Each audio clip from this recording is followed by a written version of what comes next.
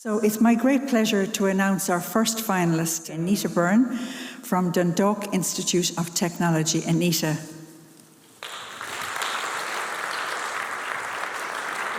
My name is Anita, and I'm a midwife lecturer from Dundalk Institute of Technology.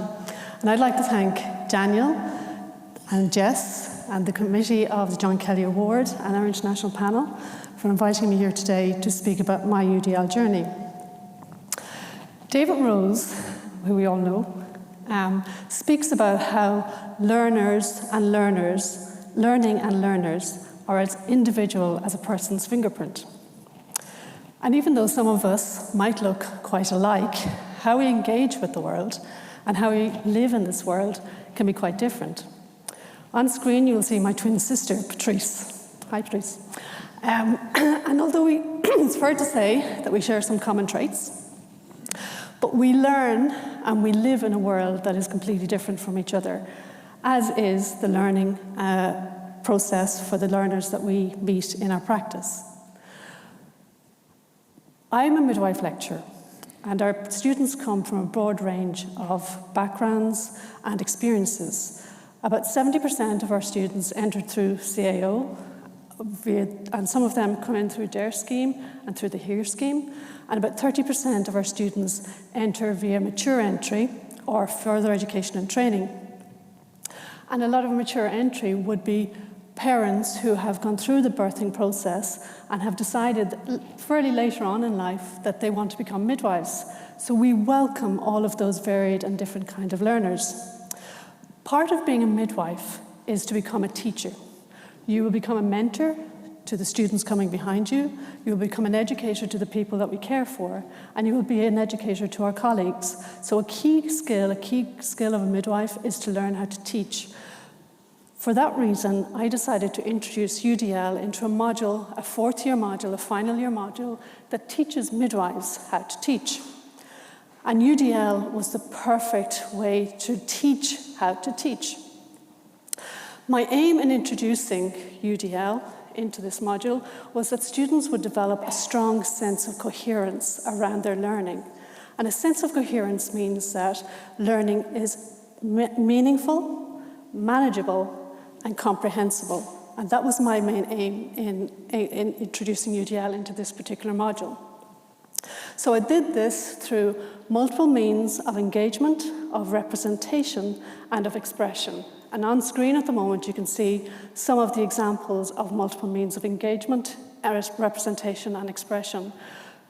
My vision for UDL was that it was a way to be an inclusive way of teaching for learning, of learning, and as learning.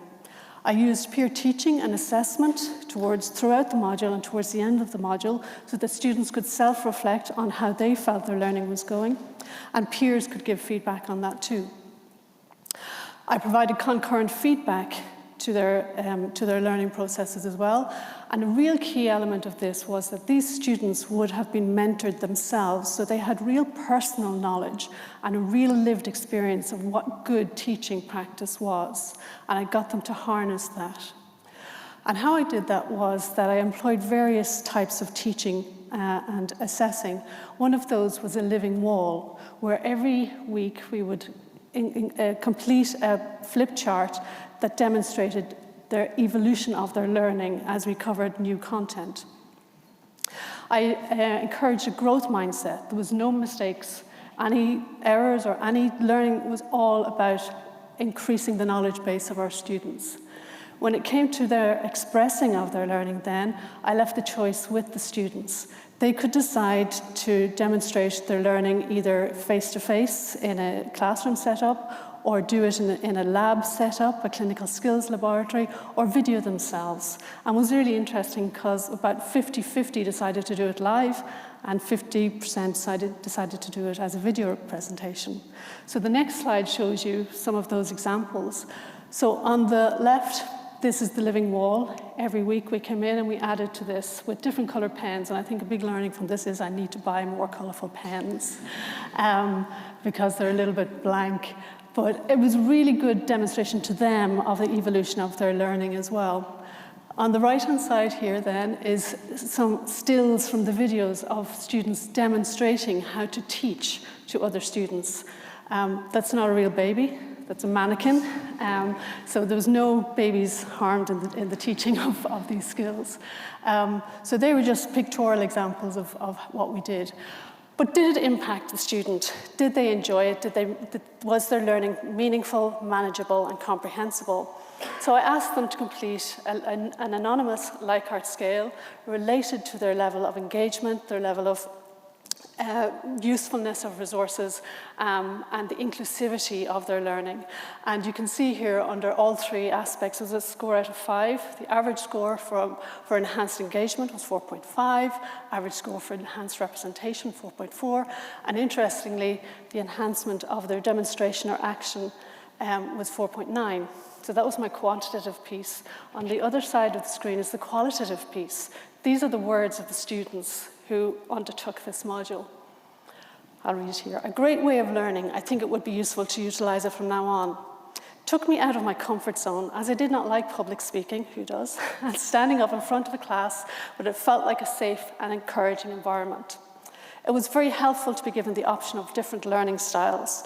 As always, classes where there is more engagement are more enjoyable and retain more. Loved this module. Really enjoyed this class and the different ways to teaching. And I think those words is what makes it meaningful to continue on with our UDL journey. So what does that mean? Where do we go with our UDL journey? So UDL starts with me, and then it moves out to us and moves out further then to all.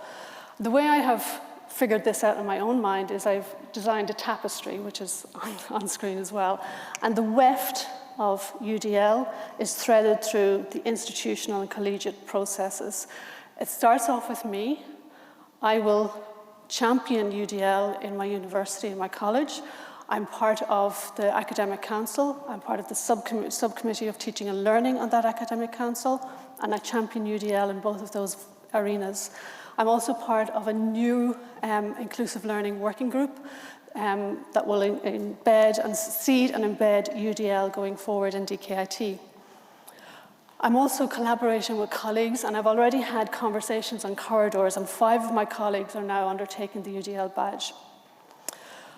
The moving out into the us and the all is ongoing. I'm a member of the committee for the UDL, the new UDL badge in student engagement and support, and hopefully that will encourage the snowballing of UDL practice.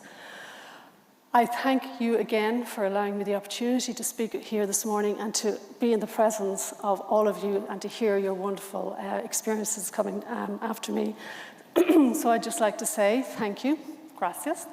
Yep, I look forward to hearing all of your experiences. Thank you.